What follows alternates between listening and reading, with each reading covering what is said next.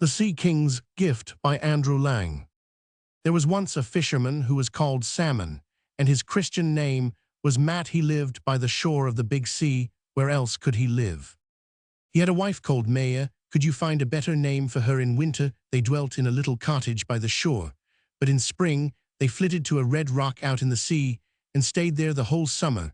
Until it was autumn, the cottage on the rock was even smaller than the other. It had a wooden bolt instead of an iron lock to the door, a stone hearth, a flagstaff, and a weathercock on the roof.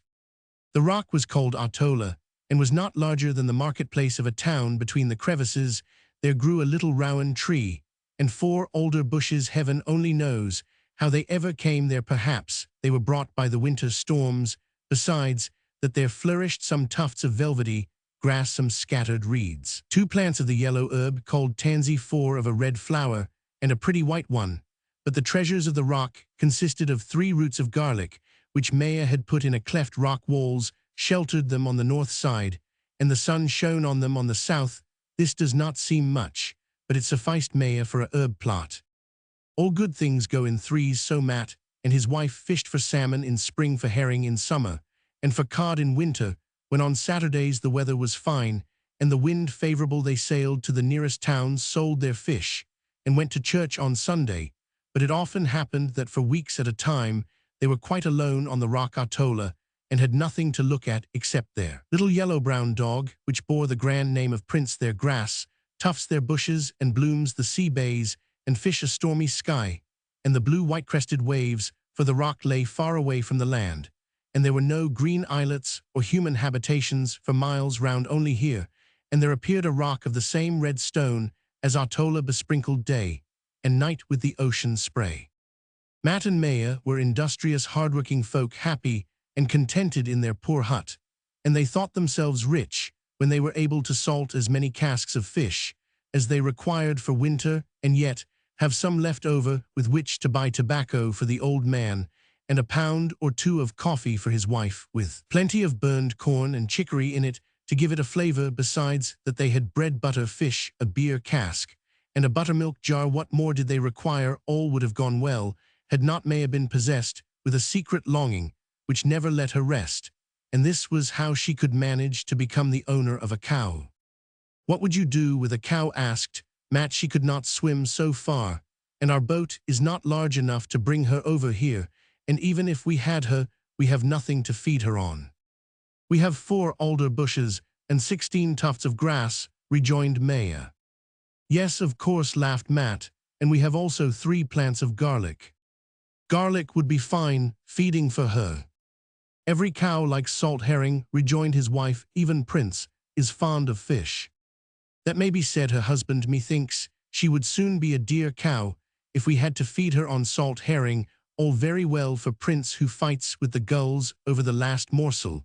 Put the cow out of your head, mother. We are very well off as we are. Maya sighed. She knew well that her husband was right, but she could not give up the idea of a cow. The buttermilk no longer tasted as good as usual in the coffee. She thought of sweet cream and fresh butter, and of how there was nothing in the world to be compared with them. One day, as Matt and his wife were cleaning herring on the shore, they heard Prince barking, and soon there appeared a gaily painted boat with 3 young men in it, steering towards the rock. They were students on a boating excursion, and wanted to get something to eat. Bring us a junket, good mother, cried they to Maya. Ah, if only I had such a thing, sighed Maya. A can of fresh milk, then, said the students, but it must not be skim. Yes, if only I had it, sighed the old woman, still more deeply. What, haven't you got a cow? Maya was silent. This question so struck her to the heart that she could not reply.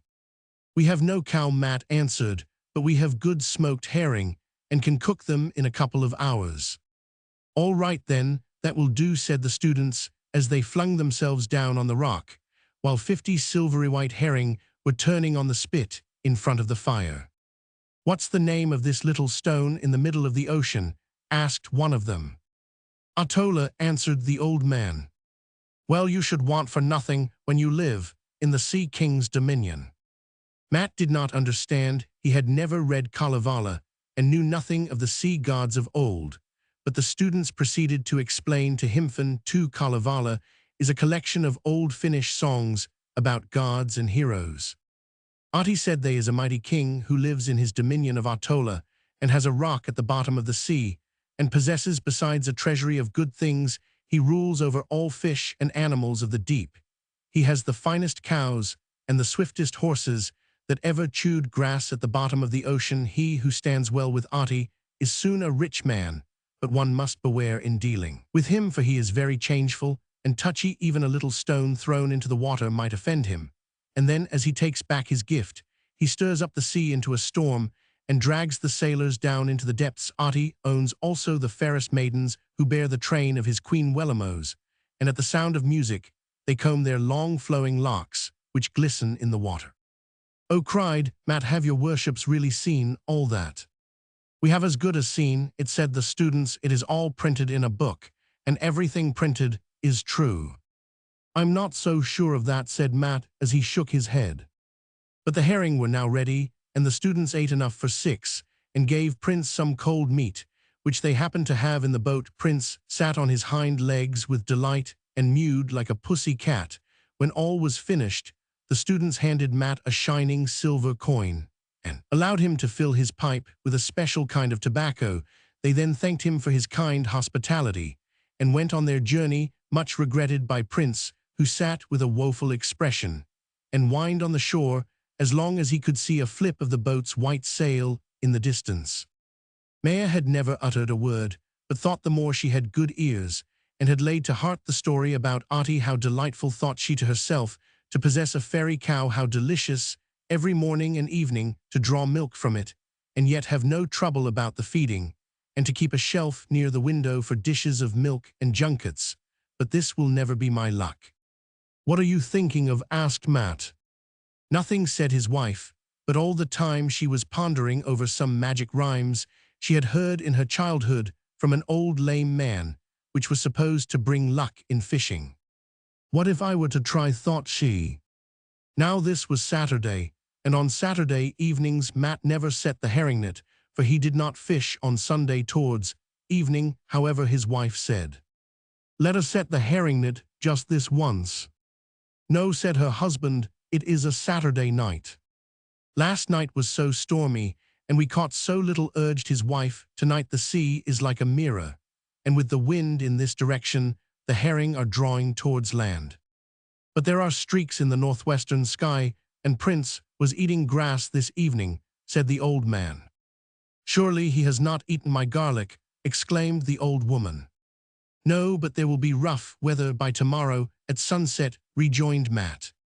"Listen to me," said his wife. "We will set only one net close to the shore, and then we shall be able to finish up our half-filled cask, which will spoil if it stands open so long." The old man allowed himself to be talked over, and so they rowed out with the net. When they reached the deepest part of the water, she began to hum the words of the magic rhyme, altering the words to suit the longing of her heart. "O Ahti with the long, long beard, who dwellest in the deep blue sea, finest treasures have I heard, and glittering fish belong to thee. The richest pearls beyond compare are stored up in thy realm below, and ocean's cows so sleek and fair feed on the grass in thy green meadow. King of the waters far and near, I ask not of thy golden store, I wish not jewels of pearl to wear, nor silver either ask I, for but one is odd, and even is two. So give me a cow seeking so bold, and in return I'll give to you a slice of the moon and the sun's gold."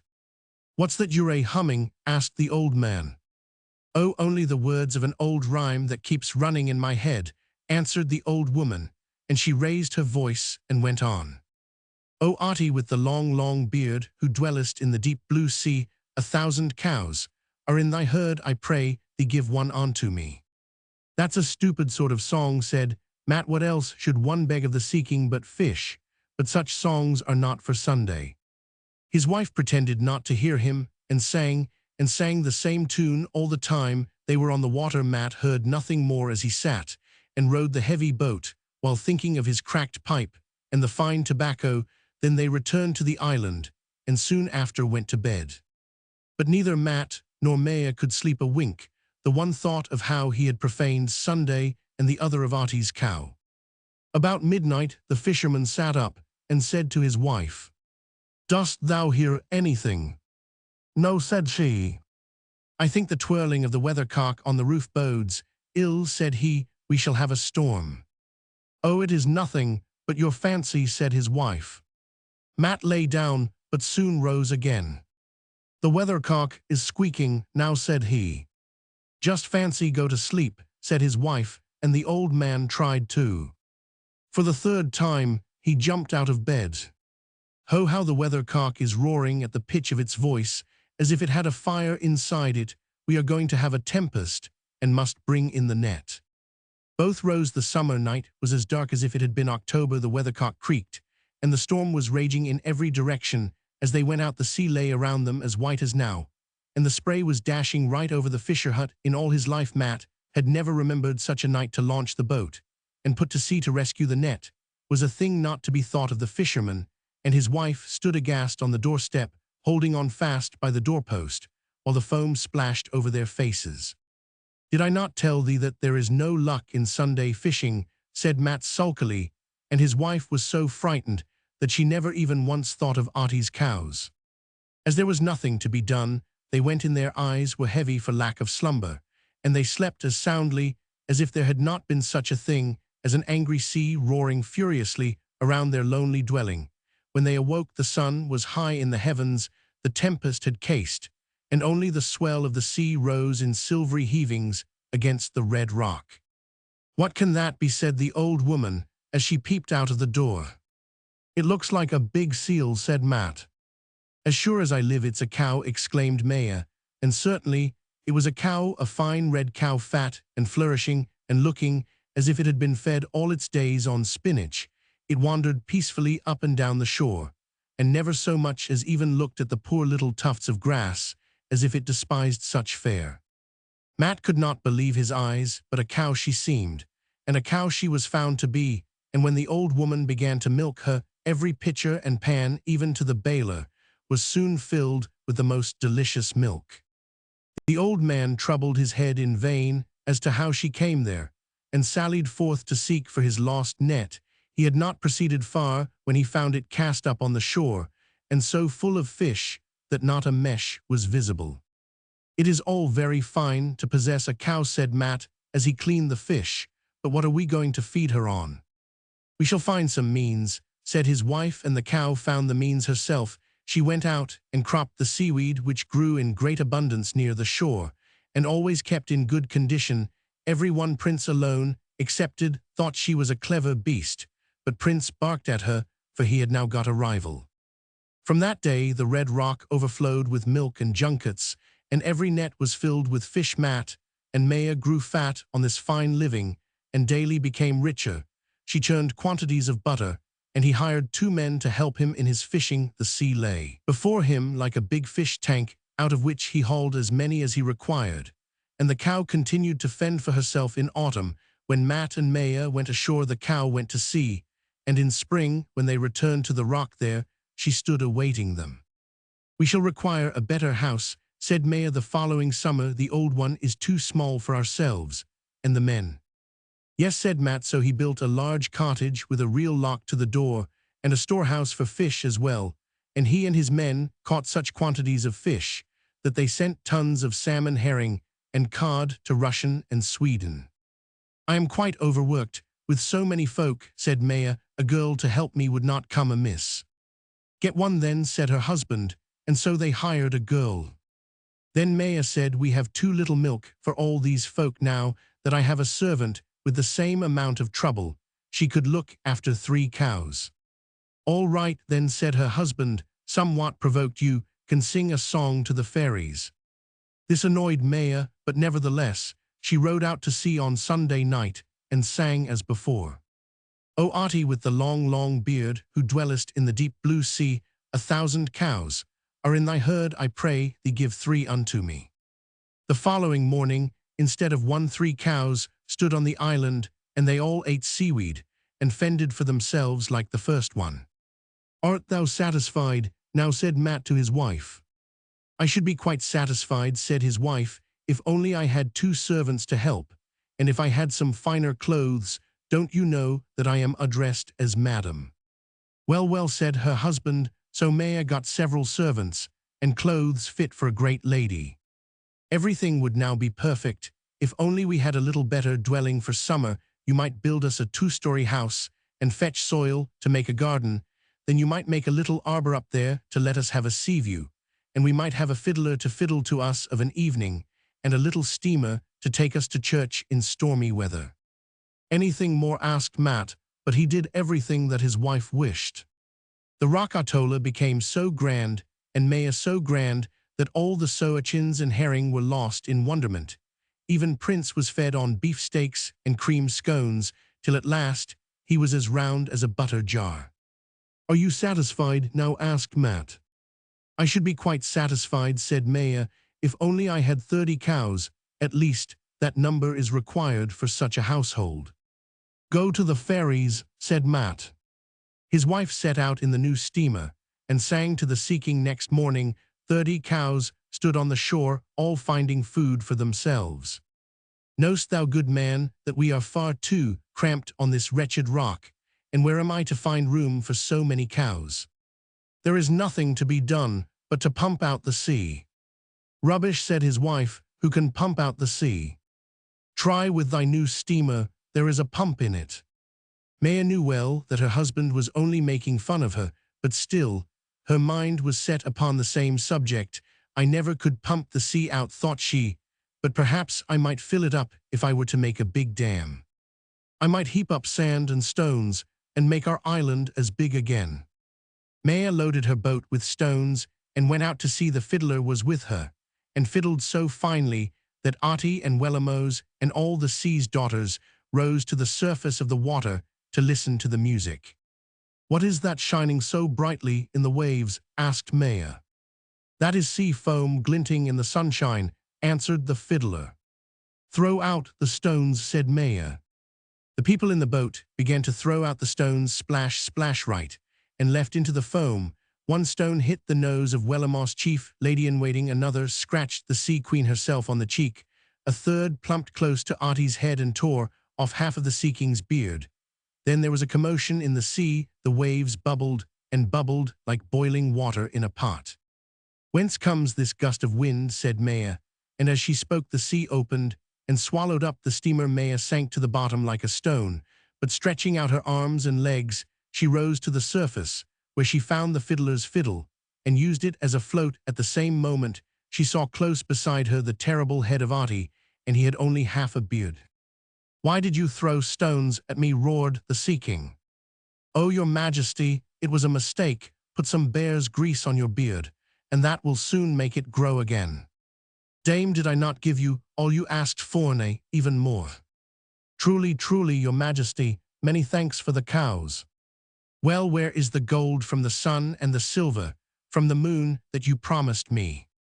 Ah, your majesty, they have been scattered day and night upon the sea, except when the sky was overcast, slyly answered Maya.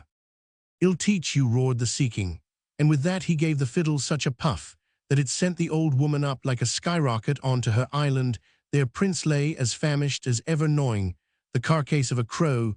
There sat Matt in his ragged grey jacket, quite alone, on the steps of the old hut, mending a net. Heaven's mother, said he, where are you coming from at such a whirlwind pace, and what makes you in such a dripping condition? Maya looked around her amazed, and said, where is our 2-story house? What house? Asked her husband. Our big house and the flower garden, and the men and the maids, and the 30 beautiful cows, and the steamer, and everything else. You're talking nonsense, mother, said he. The students have quite turned your head, for you sang silly songs last evening while we were rowing, and then you could not sleep till early morning. We had stormy weather during the night, and when it was past, I did not wish to waken you, so rowed out alone to rescue the net. But I've seen Ati, rejoined Maya. You've been lying in bed dreaming foolish fancies, mother, and then in your sleep you walked into the water. But there is the fiddle, said Maya. A fine fiddle, it is only an old stick. No, no, old woman, another time we will be more careful. Good luck never attends fishing on a Sunday.